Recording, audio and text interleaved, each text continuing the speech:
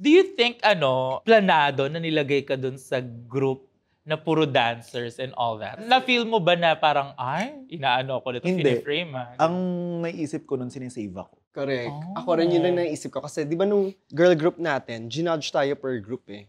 Like kunyari, nanalo yung group nila kahit di lahat magaling. As a group, na-safe sila lahat. Nung time na yun, feel ko yung authenticity ni Kiana in a sense na parang dito ka sa grupo namin para hindi ka matatanggal. Oh. Like, feel ko yung love ni Kiana after episode 1. Ganun talaga kami, even sa behind ng camera. So sabi ko, nung kinuha niya ako sa group ko, yun rin naman yung bubuuin ko eh.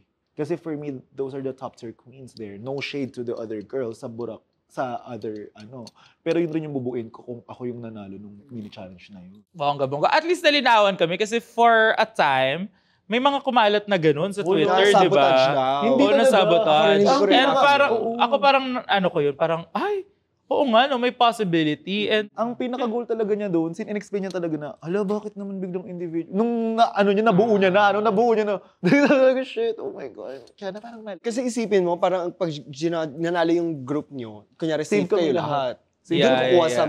sa isang Oo, team. oo. Kasi palagi naman ganun, di ba? iniba din Iniba time. siya.